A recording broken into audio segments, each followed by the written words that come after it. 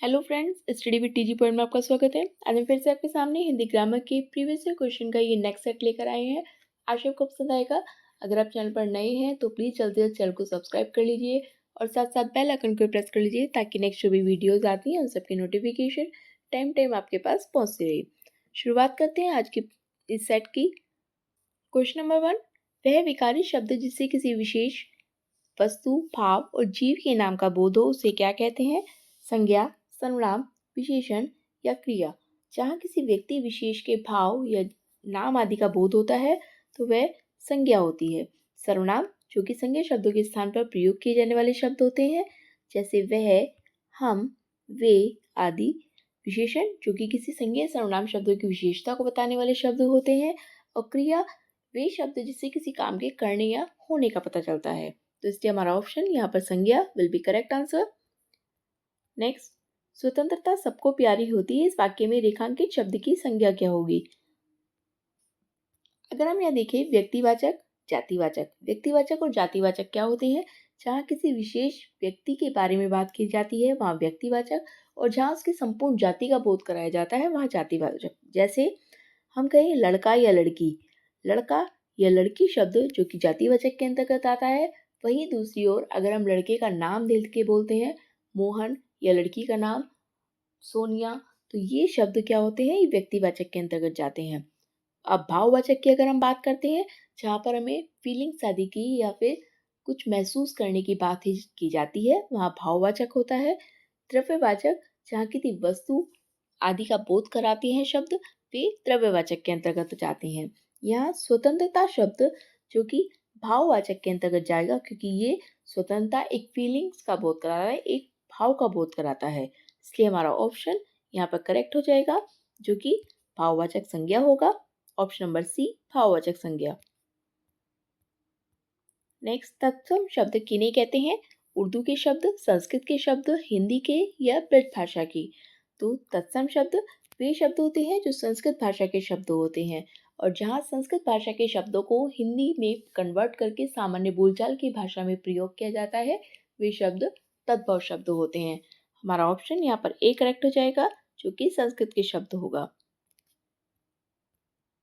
Next, निम्न में तद्भव शब्द का चयन करना है। आग, हरिद्रा, चक्षु और जीव। अगर हम तत्सम शब्द की बात करते हैं, अभी हम बात करके आए हैं हरिद्रा, चक्षु और जीव, ये तीनों ही तत्सम के अंतर्गत आते हैं, जो कि संस्कृत भाषा से लिए हुए शब्द हैं। जबकि आग एक तद्भव शब्द है और इसका तत्सम अगर हम देखें तो ये हो जाता है अग्नि। हमारा option A will be correct answer, आग। नेक्स्ट, घुड़दौड़ शब्द किस सत्पुरुष समास का उदाहरण है? करण, कर्म, संप्रदान या संबंध। करण की अगर हम बात करते हैं, से विभक्ति चिन्ह की बात करता है। कर्म को विभक्ति चिन्ह की बात करता है। संप्रदान के लिए विभक्ति चिन्ह की बात करता है। और वहीं दूसरी ओर संबंध काके की, रारेरी। अगर हम देखते हैं यहाँ घुड़दौड़ यानी कि घोड़े की दौड़ की, जो कि संबंध तत्पुरुष के अंतर्गत आता है, तो इसलिए हमारा option D will be correct answer, संबंध तत्पुरुष। नेक्स्ट, चारपाई में कौन सा समास होता है? तत्पुरुष, अव्ययभाव, द्वंद या द्विगु। चारपाई जो कि किसके अंतर्गत आएगा? अगर हमें देखिए चारपाई यानी कि चार पैरों वाला, तो चार संख्यावाची शब्द है, और संख्यावाची शब्द हमें द्विगु समास के अंतर्गत देखने के लिए मिलता है, क्योंकि तत्पुरुष समास में हमें विभक्ति चिन्ह का लोप नजर आता है। विभक्ति चिन्ह ने, के लिए, ये सब शब्द विभक्ति चिन्ह होते हैं।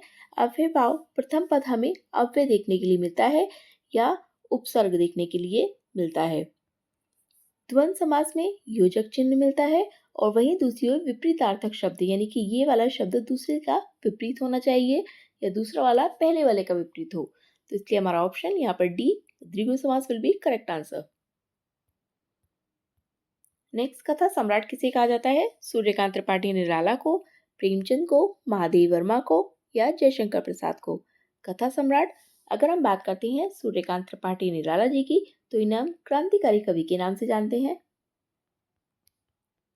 क्रांतिकारी कवि प्रेमचंद, जो कि इनका एक अधूरा उपन्यास मंगलसूत्र बहुत ज्यादा फेमस है, और एक सेवा सदन जो कि 1918 में रचित था।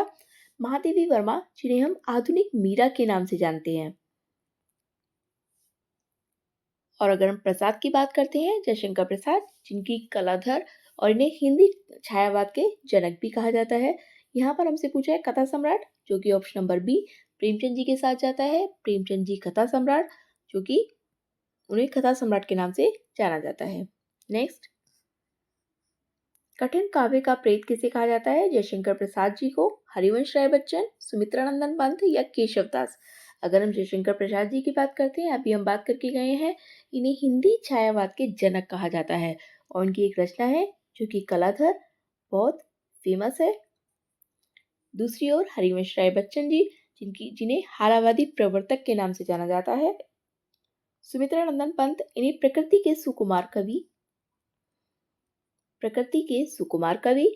और केशव दास, जो कि हमारा ऑप्शन हो जाएगा यहाँ पर कठिन काव्य के प्रेत। इसलिए कठिन काव्य के प्रेत जो कि किसके साथ जाएगा? केशव दास जी के साथ। Option number D will be correct answer. Next, महाप्राण ध्वनि या व्यंजन किससे संबंधित है? पहले दूसरे से, दूसरा या तीसरे से, दूसरा चौथा या पहला और चौथा। महाप्राण ध्वनिया, अब अगर हम महाप्राण और अल्प प्राण की बात करते हैं तो यहाँ पर पहला दूसरा, दूसरा तीसरा, दूसरा और चौथा या पहला और चौथा। तो जहां हम देखते हैं प्रत्येक वर्ग में 5 शब्द होते हैं।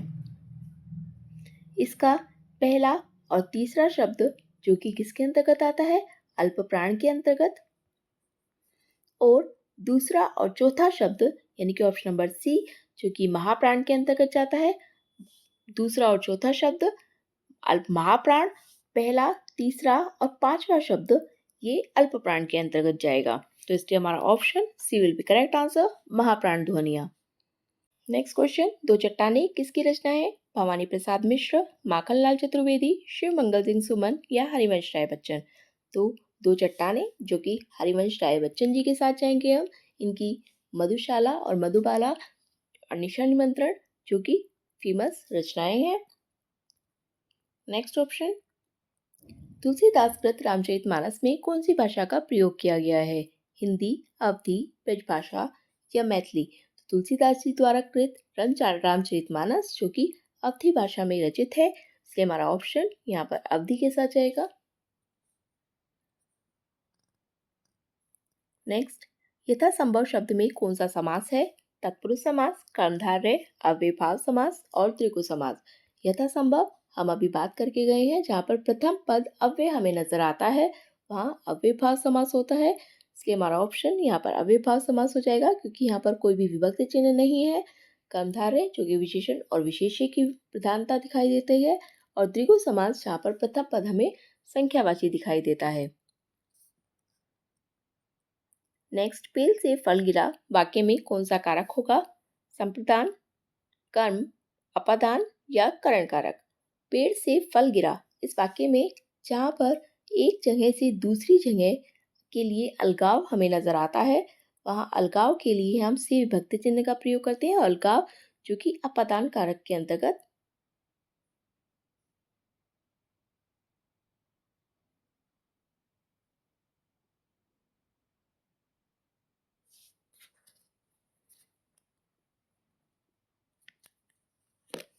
जो कि अपादान के अंतर्गत आएगा। Option number C will be correct answer, क्योंकि संप्रदान के लिए विभक्ति चिन्ह को हमें दर्शाता है। को विभक्ति चिन्ह जो कि कर्म के लिए होता है, और करण जहां पर हम से विभक्ति चिन्ह एक साधन के रूप में प्रयोग करते हैं। नेक्स्ट, संयुक्त अक्षर नहीं है श, श, क्ष या ज्ञ। यहाँ पर अगर हम देखते हैं च धन ज्ञ, ये ज्ञ के लिए प्रयोग होता है। श, क धन श, अक्षर क्षत्रिय के लिए श्र, श धन र, ये श्र के लिए। जबकि संयुक्त अक्षर शब्द इसमें हमारा श नहीं है, ये हमारा ऊष्म व्यंजन के अंतर्गत आएगा। ऑप्शन नंबर ए ऊष्म व्यंजन विल बी करेक्ट आंसर, क्योंकि हमें संयुक्त अक्षर नहीं है शब्द पूछा है। नेक्स्ट, हिंदी का राष्ट्र कवि किसे कहा जाता है? रामधारी सिंह दिनकर को, मैथिली शरण गुप्त को, धर्मवीर भारती या भवानी प्रसाद मिश्र यहाँ अगर हम बात करते हैं मैथिली शरण गुप्त, जिन्हें हम हिंदी के प्रथम राष्ट्र कवि के रूप में जानते हैं, वहीं अगर हम द्वितीय कवि हमसे पूछा जाता है तो वहाँ रामधारी सिंह दिनकर जी के साथ हमें जाना है। लेकिन यहाँ पर राष्ट्र कवि पूछा है, अगर प्रथम राष्ट्र कवि हैं तो वे हमारे मैथिली शरण गुप्त जी होंगे। नेक्स्ट, ध्वनि शब्द में कौन सा समास है? अव्ययभाव, कर्मधारय, त्रिगु या बहुव्रीहि। ध्वनि शब्द यहाँ हमें प्रथम पद संख्यावाची अगर नजर आता है तो ये हमारा ऑप्शन नंबर सी द्विगु समास के साथ जाएगा, क्योंकि अव्ययभाव समास में हमें प्रथम पद या तो अव्यय नजर आता है या फिर कोई उपसर्ग आदि नजर आते हैं।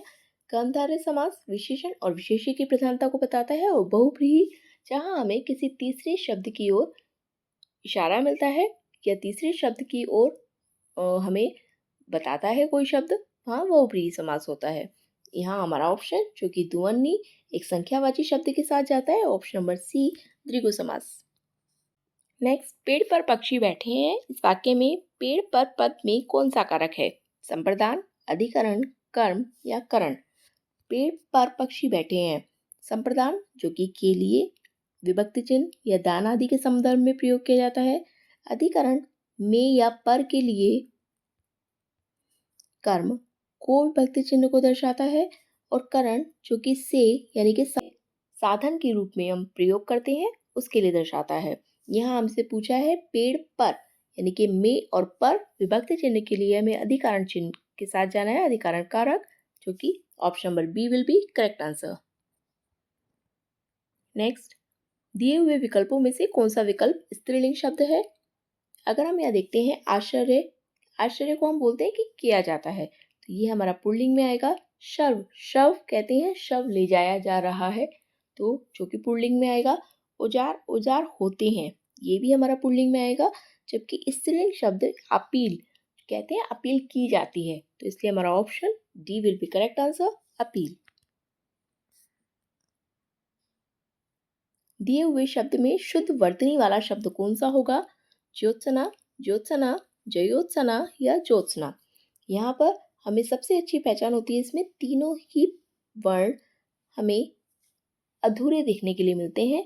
जहाँ पर 3 वर्ण हमारे अधूरे हैं, यही वाला ज्योत्सना हमारा करेक्ट होगा। Option number B Jyotsna will be correct answer. बाकी 3 हमारे अशुद्ध होंगे। नेक्स्ट, भाषा की सबसे छोटी इकाई क्या कहलाती है? वर्ण, कथन, शब्द या वाक्य। अगर हम इसकी सीरीज के बारे में देखते हैं तो सबसे पहले आता है ध्वनि। ध्वनि से वर्ण बनते हैं, वर्ण के बाद शब्दों का निर्माण होता है, इन शब्दों के बाद पद बनते हैं, और इन्हीं पद से हम मिलाकर वाक्य का निर्माण करते हैं। इसलिए हमारा ऑप्शन यहाँ पर पूछा है हमसे सबसे छोटी इकाई, जो कि वर्ण चली जाएगी। ऑप्शन नंबर ए वर्ण विल बी करेक्ट आंसर, क्योंकि कथन, शब्द और वाक्य ये तीनों ही हमारी इसके अंतर्गत नहीं आएंगे। नेक्स्ट, वर्णमाला किसे कहते हैं? स्वरों को, व्यंजन के समूह को, वर्णों की व्यवस्थित समूह को या वर्णों के उच्चारण स्थान को। स्वर यानी कि वर्णमाला, स्वर को तो हम नहीं कहेंगे, व्यंजन के समूह को भी नहीं कहेंगे, और उच्चारण स्थान तो बिल्कुल नहीं होगा, क्योंकि वर्णों का व्यवस्थित और क्रमबद्ध समूह ही वर्णमाला कहलाता है। नेक्स्ट, परमार्थ शब्द में कौन सा संधि विच्छेद है? परमधन अर्थ, परमाधन अर्थ, परधन अर्थ। तो यहाँ पर हमारे 2 ऑप्शन सेम हो रहे हैं, कोई बात नहीं। ऑप्शन नंबर ए और बी जो कि करेक्ट हो जाएगा हमारा। स्वर संधि के अंतर्गत ये दीर्घ में आते हैं, यहाँ पर हमारा दीर्घ संधि हो जाएगा। परम धन अर्थ, इसकी सबसे बड़ी पहचान होती है कि हमें आ की मात्रा जहाँ देखने के लिए मिलती है वहाँ दीर्घ संधि होती है। ऑप्शन नंबर ए हम परम अर्थ के साथ जाएंगे। हाय, अब मैं क्या करूं? इस वाक्य में विस्मयादि बोधक शब्द कौन सा होगा?